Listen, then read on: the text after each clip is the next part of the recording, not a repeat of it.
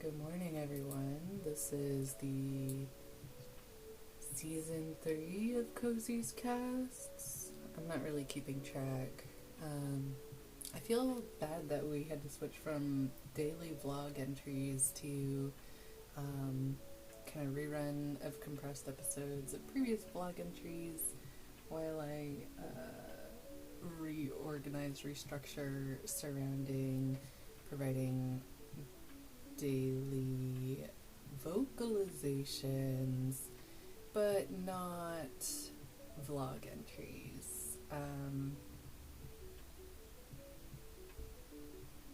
Yeah, I think it's easier to just listen. Although I understand the desire to see my face, the matching of facial expressions with vocalizations is an important aspect of veracity, I guess, or verifying, feeling confident in the messenger, the source messaging. I'm hopeful that what I've done in videography so far is enough to convey confidence to the listeners I've already captured, and in the future vlog uploads will not be done via YouTube. That was mostly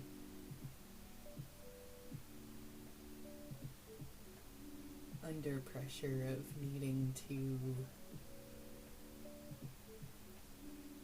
prolethicize more than caring about platform and the ways in which many platforms are abusing end user data.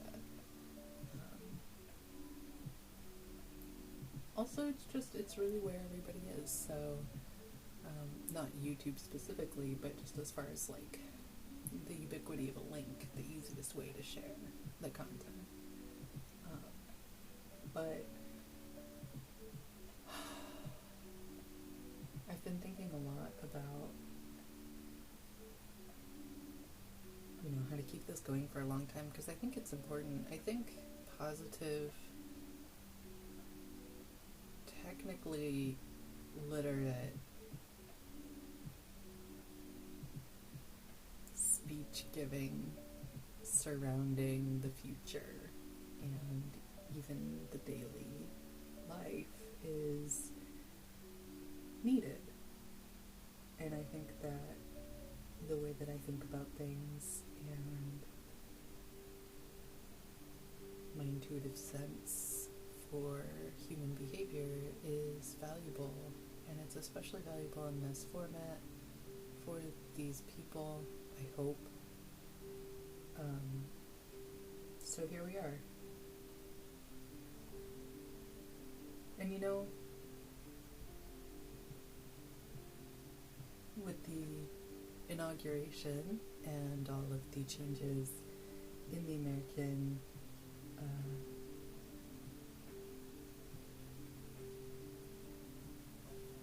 atmospheric makeup over the last couple weeks, it's also been a little too loud to speak into that room, and I haven't wanted to. Sometimes it really is just better to listen. I do want to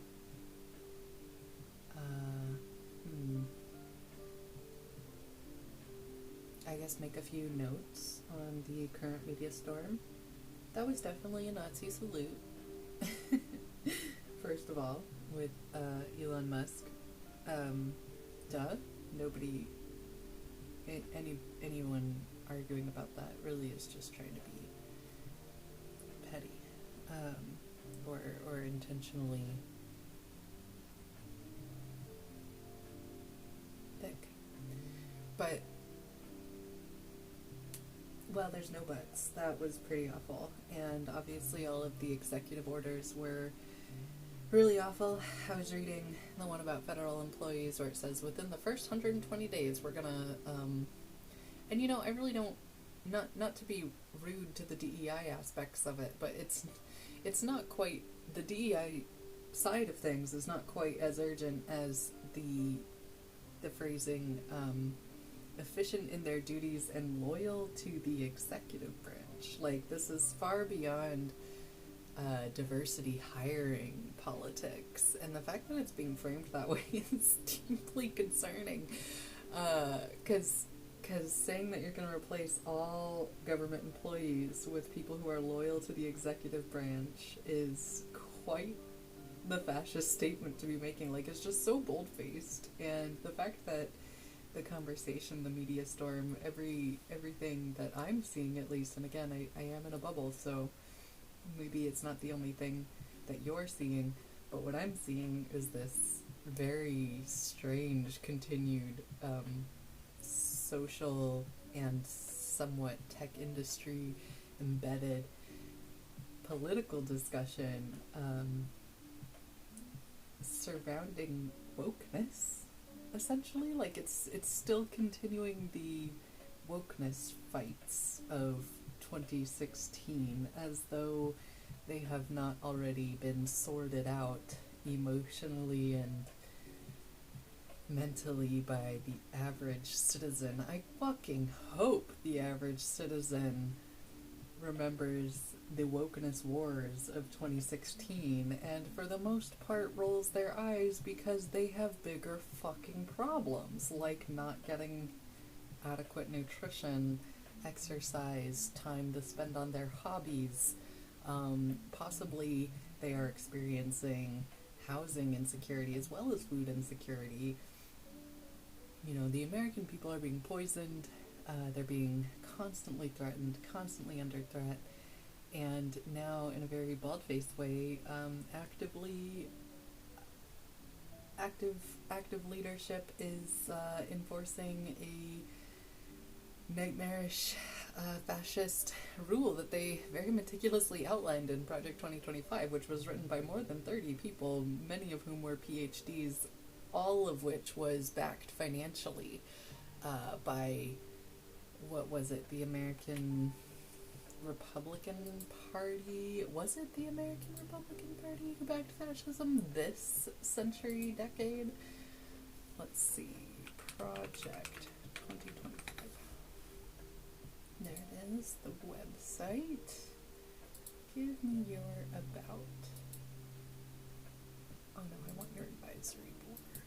Who are you? Let's see, we have the American Accountability Foundation, the Alabama Policy Institute, the 1792 Exchange, Alliance Defending Freedom for Faith and Justice, the ACLJ Action, which I don't know what that is, American Civil Liberties Justice, Judiciary, I can't think of ACL as anything other than American Civil Liberties, so it's very strange to see ACLJ Action. It's a nonprofit organization as a tax-exempt social welfare organization. Oh, how fun, how cute. If only you actually cared about social welfare. I can already imagine that you don't, considering your participation in Project 2025. However, we will do a little bit of reading here to understand what your fucking acronym means. Okay, American Center for Law and Justice. Very fascinating. American Commitment, American Compass, American Cornerstone Institute, Faith, Liberty, Community, and Life, the American Conservative, the ACTA, the American Council of Trustees and Alumni. Who are they? Who are the trustees and alumni? Let's take a look. American Family Association, the JurisLink, the ALEC, the American, what the fuck, Legislation Exchange Council. I don't think that's what it says. We'll click on it. The American Main Street Initiative. Oh no, that's not good. I like the Main Street Initiative. Oh, that's so sad.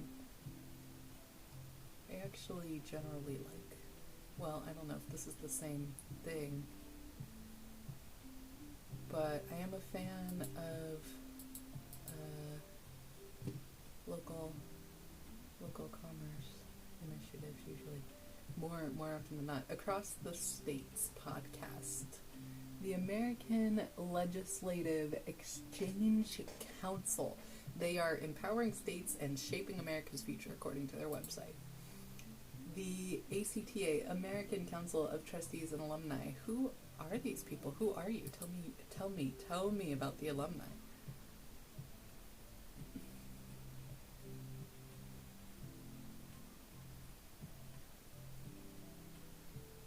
Alumni Free Speech Advocacy at MIT, Wayne Stargart and Peter Bonilla. They are going to discuss something. Oh my god. The problem with this sort of wall of donors. Wait, okay, we'll keep going. American Principles Project, the American Moment, the American Family Project, the American Redistricting Project, the AMAC Action, the Bull Moose Project, California Family Council, Calvert Task Group, who the fuck are you? Centennial Institute at Colorado Christian University, unsurprising. CEO, Center for Equal Opportunity, applauds Trump administration civil rights actions is their banner image. Wow. CFAM, Center for Family and Human Rights, Center for Immigration Studies, Center for Military Readiness, Center for Renewing America, Center for a Secure Free Society, Citizens Against Government Waste, okay, the Claremont Institute, Recovering the American Idea, Coalition for Liberty, Coalition for a Prosperous America, Committee for Justice, Concerned Women for America, the Conservative Caucus, the Conservative Partnership Institute, something that is iconographically a shield and a sword, and it just says CD, and when I click on it, it says Consumer Defense. Okay. COS, Convention of States Action, DFI, Defense of Freedom Institute, Eagle Forum, Ethics and Public Policy Center, Fair America, Family Policy Alliance, Family Research Council, Feds for Freedom, First Liberty for America, Forge Leadership Network, Foundation for American Innovation. Oof. Okay, this list just keeps going. And I think it's meant to be somewhat intimidating in that sense. Here's another one for California. It's called Protect Our Kids. Susan B. Anthony, Pro-Life America, Tea Party Patriots, Turning Point USA. Nobody's surprised to see these names. Yeah, so these are some of the people who helped fund and create the Project 2025 playbook. But the playbook was... how do I put this? Well done. Nobody wants to compliment it, but, oh, okay, here's, this is the California one. Protect Our Kids. Here's their intro mission video. The triple threat to our children in public schools. Sex and gender theory, critical race theory, and what is this one? What does that say? Social something emotional learning? What? Triple threat, it's the triple threat.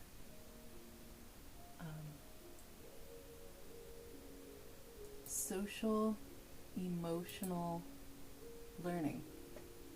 These are threats, apparently. They used the biohazard image for this, which is great.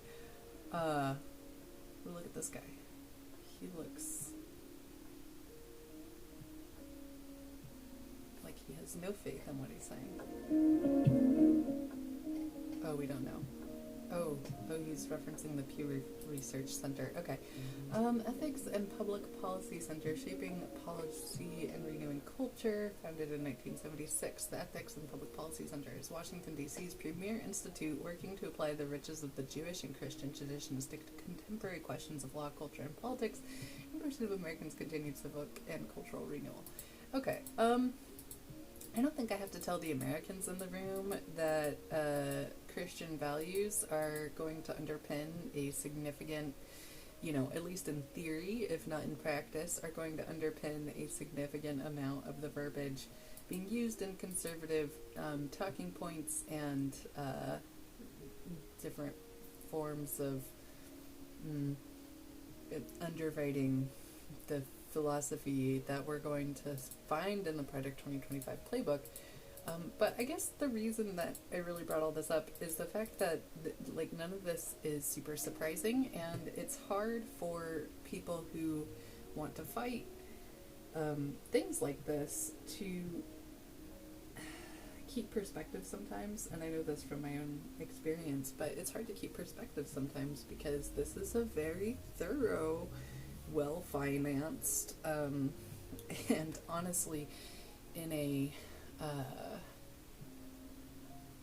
knowing people kind of way, you know, in a social engineering kind of way.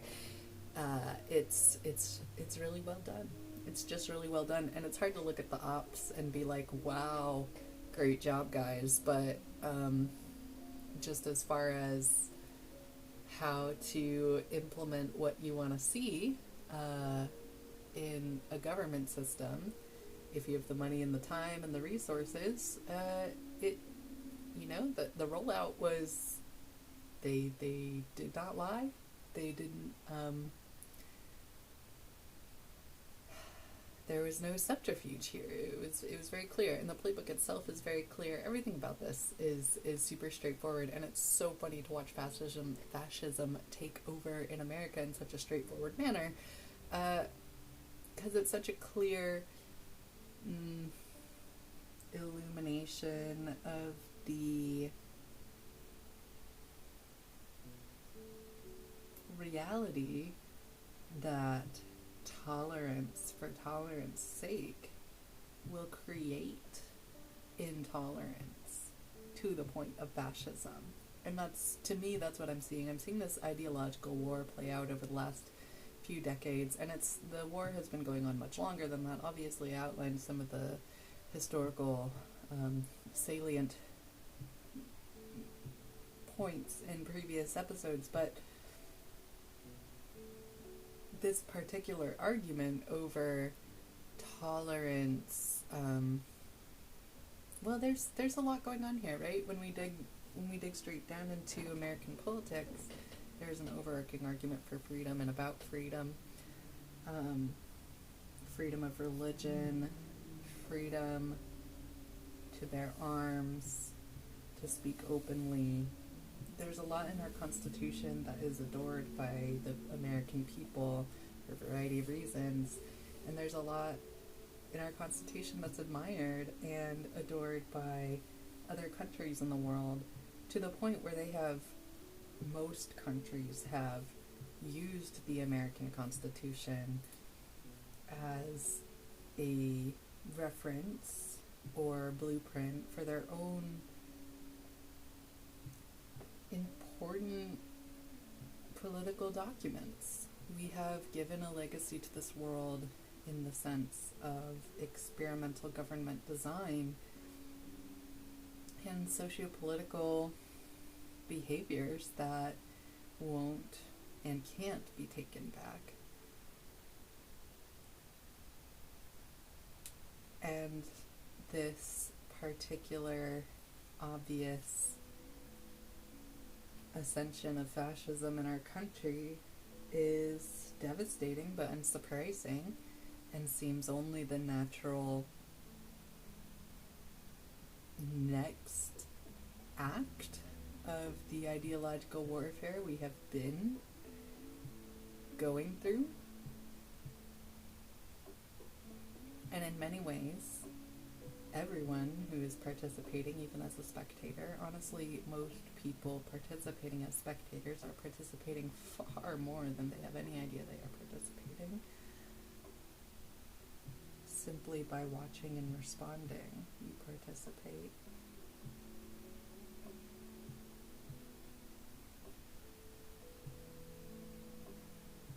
By doing nothing, you participate in ensuring the violence, in fact.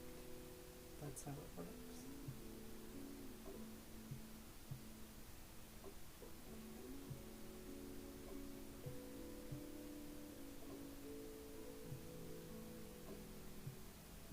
But if you are a farmer or gardener or somebody who just likes dirt, it might have occurred to you that this is a great opportunity to rewrite our Constitution and kind of update it a little bit and ensure some bodily autonomy gets put right in there at the core of things, as well as maybe some other adjustments that the American people have wanted to make for quite a while and have not had the room to make. So I know that the rise of obvious and blatant fascism is in some ways quite depressing, but in other ways, I would really like to positively reframe and consider that it might be an opportunity for us to rework and reimagine some of the rules, some of the policies, some of the guiding principles, some of the legislation, some of the formats surrounding leadership in our country, and to really rebuild it in the image that we want to see, especially an image that could actually go forward into a future in the world, because there is no future for fascism. At the end of the day, anything that gets too monstrously out of control will be put down, even if it means mutually assured destruction for the species. I think we've all seen how berserker humans can get when they are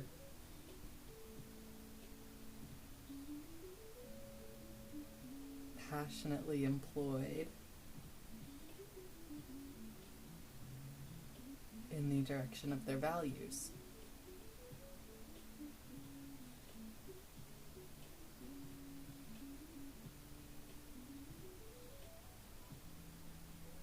I know it's hard to hear, but maybe fascism could be a good thing, but actually, really, maybe we could just handle a lot of stuff right now. And one of the funniest things that I keep hearing that makes me want to pull my hair out is how Trump has 4 years to something. I'm like, you really think he's gonna stick to term caps? He has 4 years. You believe that? How self-deluded must you be? How unwilling to change must you be? How clinging to the comforts of your life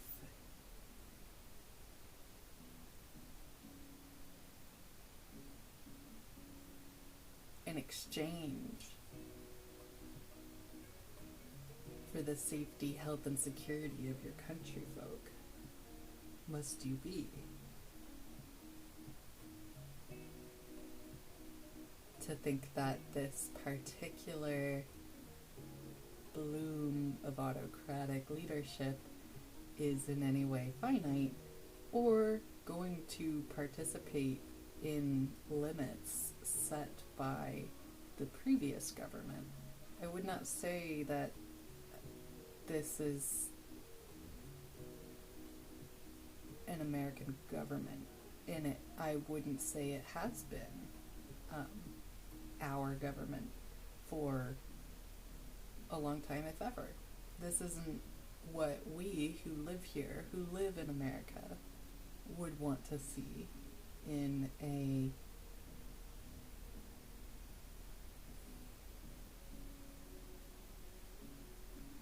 national expression of our community values.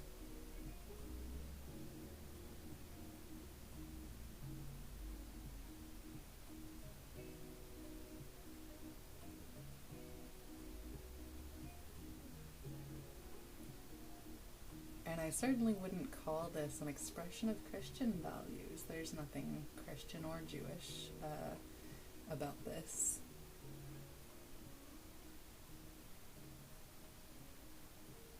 This is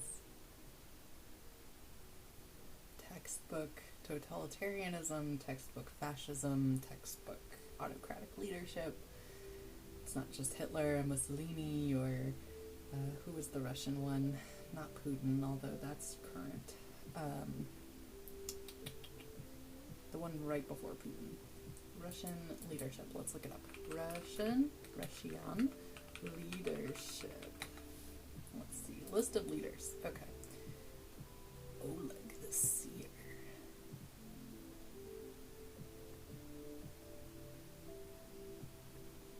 Okay.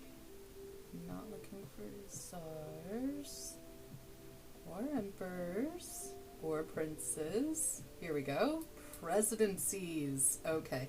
Here's one of the reasons a lot of people get mm, mm, I'm uncomfortable with Russia, I guess. Their monarchies are much closer in date than any others.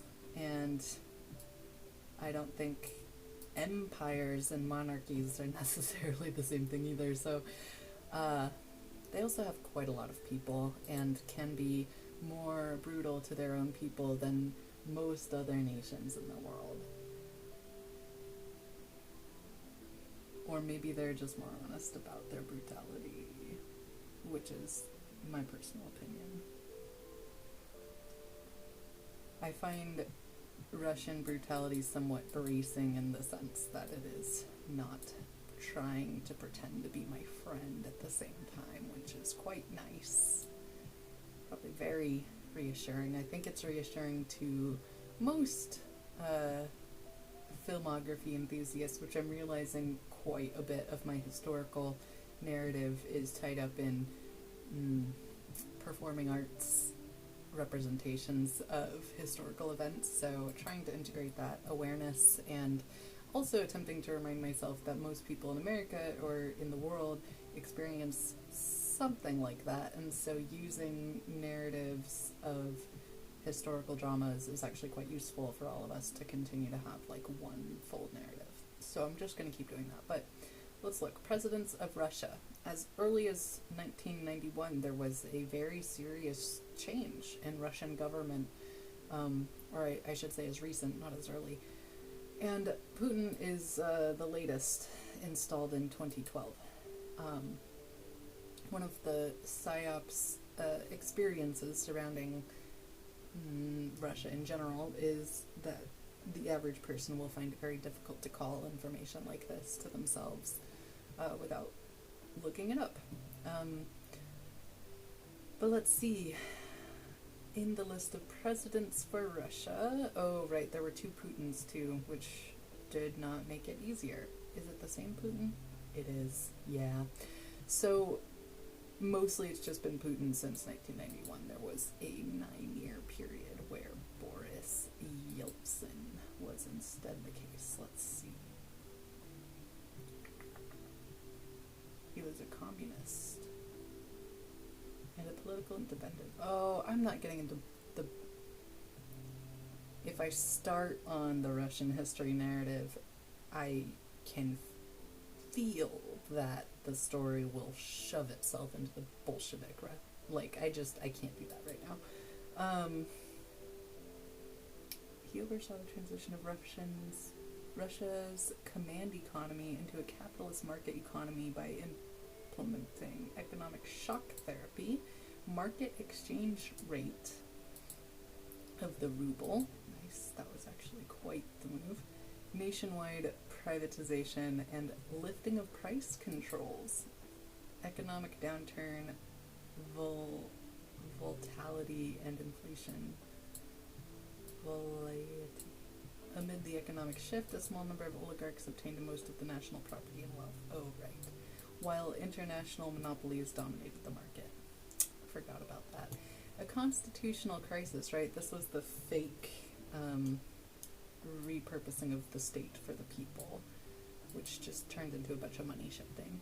A constitutional crisis emerged. Okay, I'm not reading all this. I'm not an expert. I'm not a subject area person for this, and I'm only gonna lose the track of what I'm trying to say. I don't even know why we go.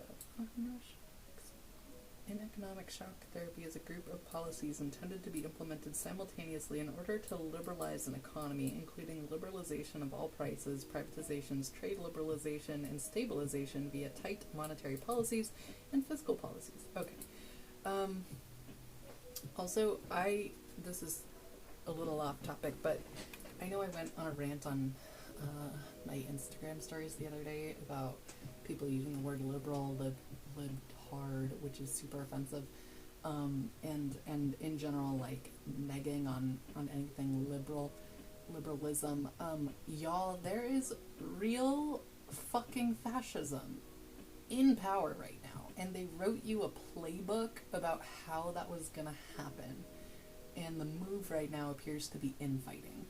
And that's just pissy bitchy. I don't care. Like, I don't think fighting with the rest of the anti-fascists is going to help. And I get that liberals, progressives, Democrats, all of these people have, even very recently, even continuing to do so, will flinch to hear the words anti-fascist, and that is due to some really good PSYOPs campaigns in 2018 and just around there, which I have already gone over and talked about. If you consider yourself against fascism,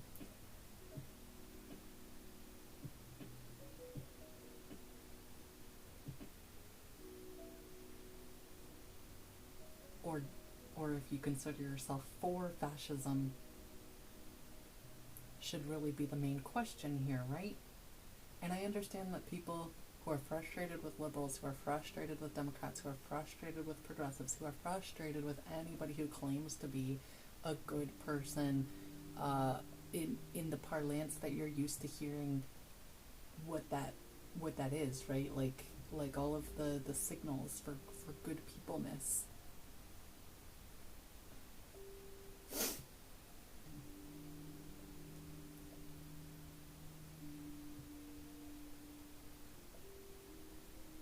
I get that there's a lot of personal ideas about ourselves tied up into these topics too. Like, being a good person is really important to everybody, regardless of whether or not they ascribe to Judeo-Christian faiths or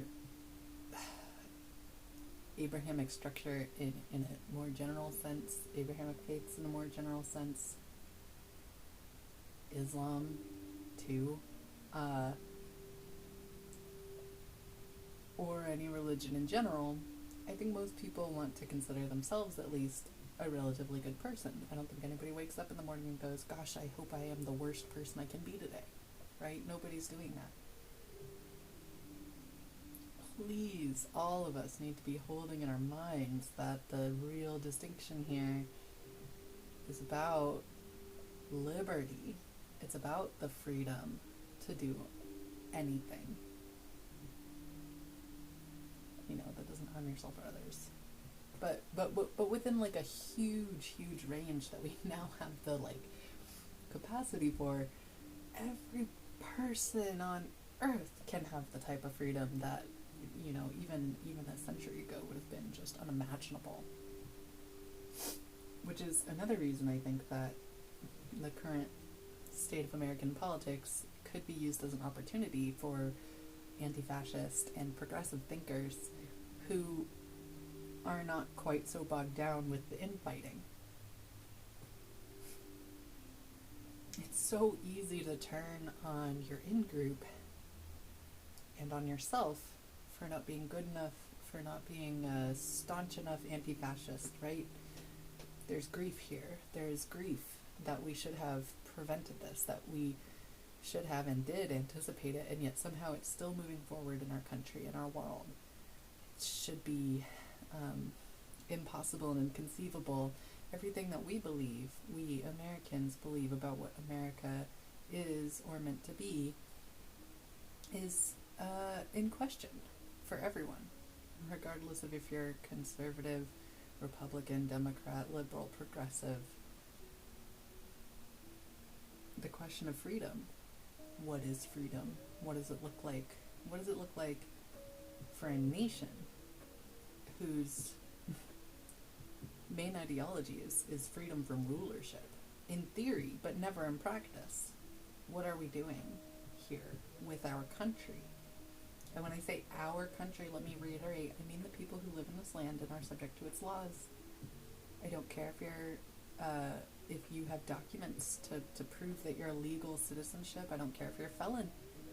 If you live here and you're subject to our laws, if American funded institutions are going to impact your living embodied experience in any way, then you're a citizen. That's a very obvious thing to change about the Constitution while we're rewriting our government. I just thought it might be worthwhile. And we can put bodily autonomy in there. I want to add and make sure that I reiterate that to me, bodily autonomy, because of gender dichotomies and different ways in which the gender binary is often operationalized in policy, I think it's important to add an anti-draft clause to bodily autonomy, like an aspect of, no, the state can never tell you what to do with your body, including using that body in warfare on behalf of the state. And that is radical. That is exceptionally radical. Classic, what is the word? States? Like, traditional statesmanship would say that it would be the stupidest move, I guess, to put that kind of thing into a foundational document for government leadership. But honestly, if the people don't want to fight for you, maybe the war isn't worth fighting. And to me, especially watching how poorly the draft worked in the Vietnam era, and knowing that this is a result of progress, a result of compassion, a result of technology, a result of improved living experiences for the average American, improved education, improved everything. Like, we did a great job as a country to come to a point where draft dodging began to look sort of enticing. It meant that the people, the average people, were educated enough, thoughtful enough, autonomous enough, empowered enough, feeling personal responsibility in their own body in a way that could impact their country. That was a growing moment for the average citizen. And I stand behind all the draft dodgers during that time. Well, maybe not all of them. I know there were some who just did it because they had money and didn't want to get hurt, and I don't stand behind those ones. But I stand behind the average people who were like, yo, not about this for any reason. I don't care if you just didn't want to get hurt. That's fine. I care if you're rich and you didn't want to get hurt, because that's an exercise of your privilege in order to protect yourself and sacrificing others. That's different. You didn't exercise the I don't want to get hurt but I'm rich privilege by, maybe stopping the draft or using that wealth in any way to ensure drafts could no longer happen. No, you were rich and you didn't want to get hurt, so you dodged, and okay. The world I want to make doesn't leave room for people like you. So, I don't care. But drafts shouldn't exist. People's bodies should never be endangered. At this point in our species-wide technical advancement, should never have to be put in danger on behalf of the country without volunteerism. The shift into volunteerism is crucial for an increasingly intelligent and increasingly well-educated, increasingly technologically literate populace. The bread and circuses thing is going to have to end. It will inevitably collapse as a byproduct of evolutionary advancement. Humans are adapting and changing in real time at all times, and at some point attempting to dominate each other into acquiescence is going to backfire so badly that we either ruin our species or we ruin ourselves. And some people are willing to play the game at that level, right? Like, there are some human beings in the world who are willing to, I guess, roll the dice on that And if they end up destroying themselves and everything they love, I guess they must feel the thrill of knowing that's a possibility. And it would be thrilling, wouldn't it, to play the game of life at that level where every choice you make would impact not thousands, but millions or billions of people's lives and their deaths.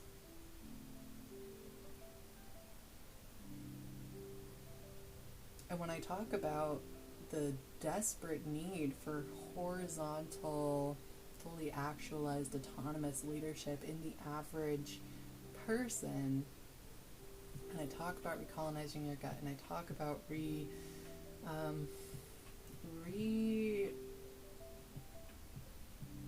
collecting your headspace, your power, like you're a barrel collecting rainwater. I don't know, but just taking it back in any way, in small drips and big heaps. But in reclaiming your space, both your headspace and your physical space, one of the coolest social justice protest strategies that I have seen emerge in the last 20 years has been, or I guess I should say, maybe not emerge, but I've seen it in play, has been this do nothing strategy. And I've obviously been employing that the last week or so while I reorganize my thoughts surrounding this project and recommit to different routines and practices that'll help to ensure the stability of this project moving forward. Doing nothing is a powerful, powerful way to bring yourself back to center. Sometimes it's so easy to get caught up in doing everything that you don't realize quite how much you're doing. So to take an entire day and enforce couch potato, right? Maybe even a whole week, honestly. It's good. It's good for you. It's better for you than working under conditions of fascist leadership. Stop working. Stop buying. Stop participating in the real power behind American global dominance.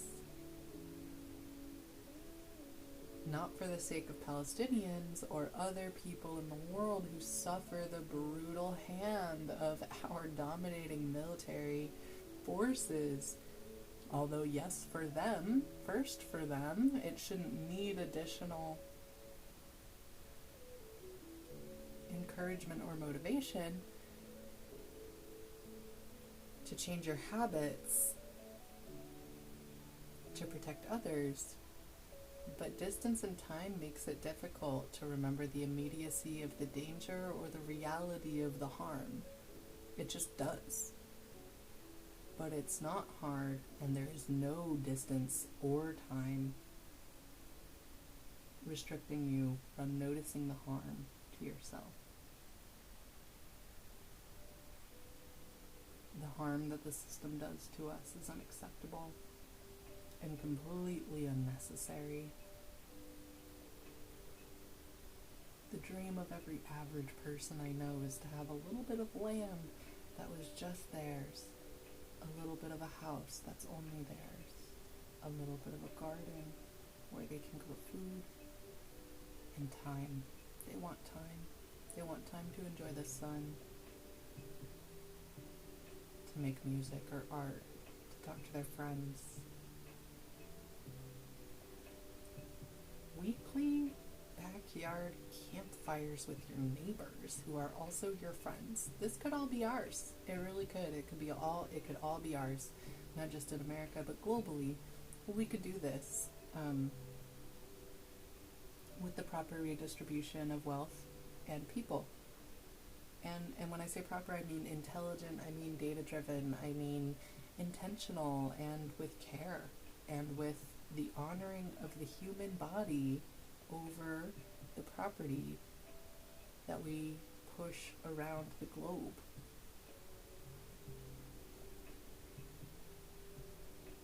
We collectively have the power and the resources to print, 3D print, or hand make every last thing that we need.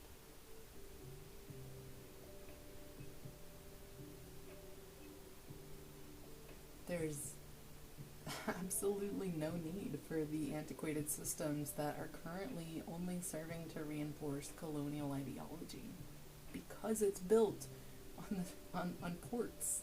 It's built on the ports of every landmass.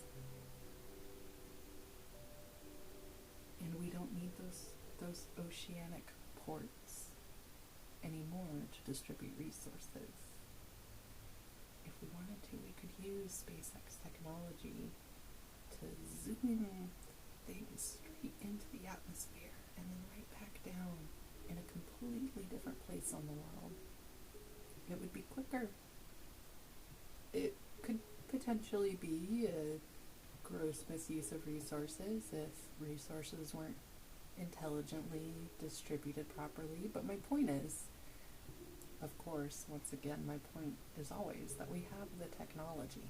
The barrier here is our ability to communicate with our fellow people in a way that's going to actually move forward the world we want to see in the future, right? It's the fact that we get so frustrated, we get so angry, we do all this infighting, the grief and the hurt and the pressure of being forced to continue to participate in a system that is actively killing you. It creates such cognitive dissonance, so much strain and so much frustration. It'll result in abuse. Domestic violence rates go up every time fascism does.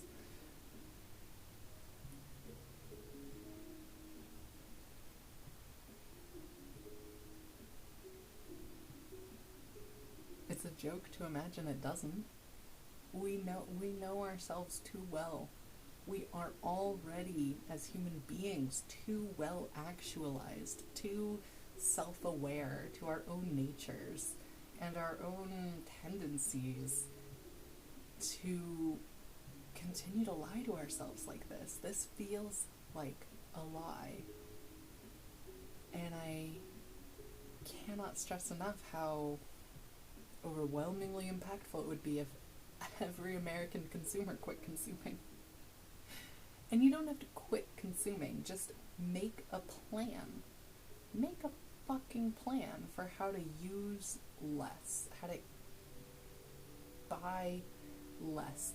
And I struggle with making this my direct argument for direct action because I know how much shame and guilt is employed when it comes to exercising your purchasing power, and I know how much psychological influence is used to ensure that you're consistently exercising your purchasing power in whatever way most well facilitates the money going where it needs to go for the people who want to use it, because that money doesn't matter. It's not relevant. It doesn't even represent real gold or silver anymore, let alone precious jewels or any other thing that it originally was meant to represent. It doesn't represent any of that anymore. It's made up for the purpose of the use of these 5, maybe 12 people in the billionaire and up class and all their lackeys, because of course they have thousands and thousands of people who want to be close to that kind of wealth, who just want to be in that same bubble with the billionaires. It's not just the billionaires, it's the billionaires and all those people who facilitate their bullshit.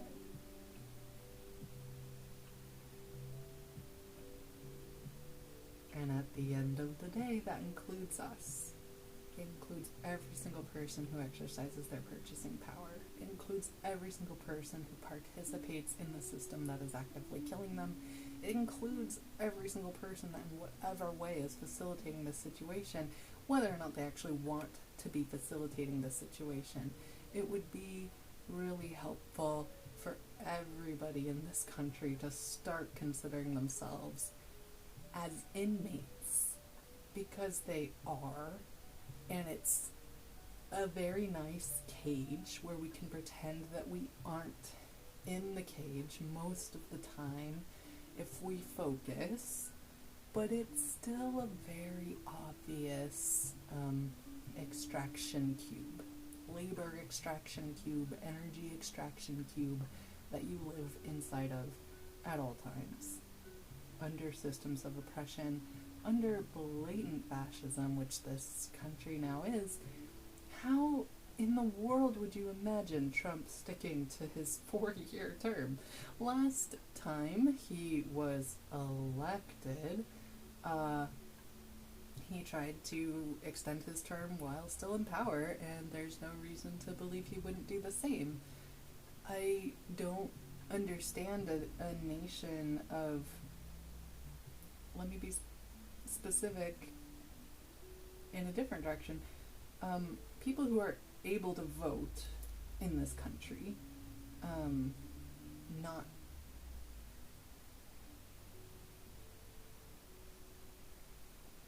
participating more in making it possible for everyone to vote equitably in this country.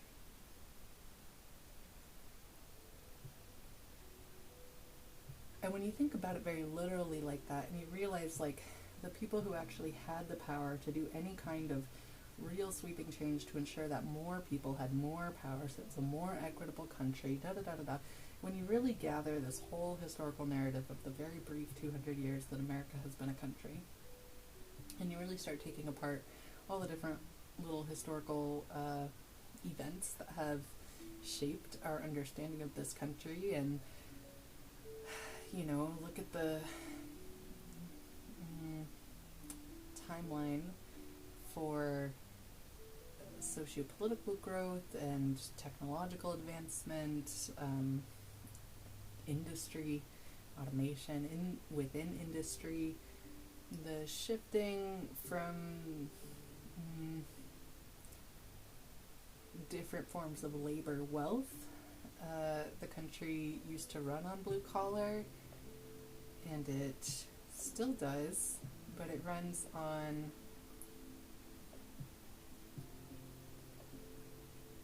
more poorly valued blue collar. Yeah,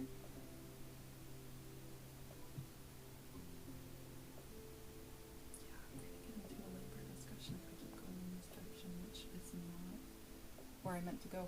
But ultimately, I'm just saying, if you look at it, the average people never had the real power. It's always been designed, the American government has always been designed to ensure a smaller group had the real power, and the larger group has some influence in shaping the narrative, right? This wasn't ever an egalitarian society from the beginning. All men being created equal, all people being equal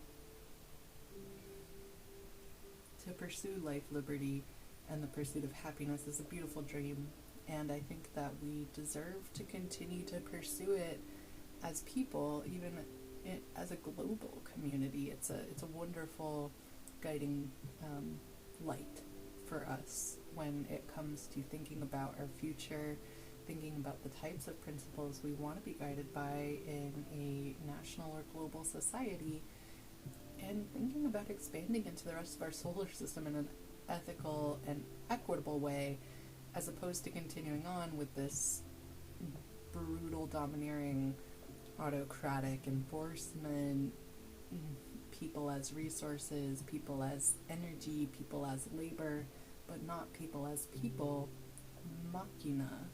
We don't deserve to be treated as pieces in a machine when the machine doesn't serve us. Our tools and our machines are meant to serve us, and if they don't serve us, they need to be remade. They don't need to be eschewed unless eschewing them is the move. They don't need to be destroyed unless destroying them would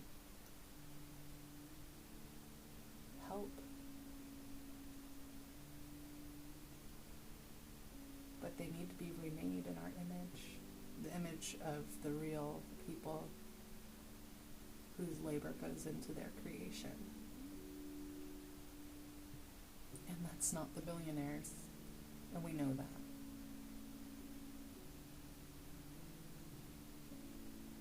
Once again, I will argue for mindfulness and for doing less and for participating less or more maliciously in the system that oppresses us, and thinking forward into the future, assuming from a gardener or land steward perspective that the current fascist iteration of government in American politics is eradicated, since they are burning down our government so thoroughly and effectively. Perhaps this would be a great time to consider how that newly nitrous soil might be replanted with better seeds for a better governmental future. And I think that we have the literacy, the awareness, the savviness, the knowledge to do that. We need to make some fundamental changes within the next 5 years. We need to get rid of the current fascist regime. I'm actually kind of down to wait until they truly ruin things enough for a recreation to be possible, but that is a position of privilege in the sense that my body will not be very much more actively in danger under this rule than the previous one, mostly because women aren't really considered people. But still, I won't be as endangered as immigrants or those who are already in concentration camps, which predated Biden, or I think the most deportations that occurred were actually under Obama so far. So obviously this is not just a 4-year problem, and that's why I am more hopeful towards, okay, fine, go ahead and destroy everything that America used to be. We will just regrow with better tools, honestly, and more collective creating power, right? We have more ability as a people to inform the construction of our government than any nation has ever had, because we are as far into the future, to our knowledge, as any nation has ever been. And so this is a wonderful opportunity to recreate our country. It really is. It's horrific, but at the same time it's exciting. Let's rewrite some laws. Let's get some caps on financial contributions to political campaigns. Let's rework the way lobbying works. One of the things that, and I've already said my piece about decriminalizing all drugs, honestly. And let's see, what else would I put into there? Bodily autonomy, no draft. Women can and should get abortions whenever they want to, for whatever reasons they want to, honestly. Don't care, didn't ask, her body, her choice. People with wombs, really, yeah, we should be even more inclusive. Their body, their choice. Wow, how hard is that, right? But I guess it is, it's a new day. We have learned and absorbed more information about ourselves as people and ourselves as a species than anyone ever has. So give yourself a break, figure out what your next move is, and I look forward to reconstructing American government and our socio-political makeup with you, the people, as a we the people type of endeavor. And until next time, please breathe more slowly. This actually goes better if you do less.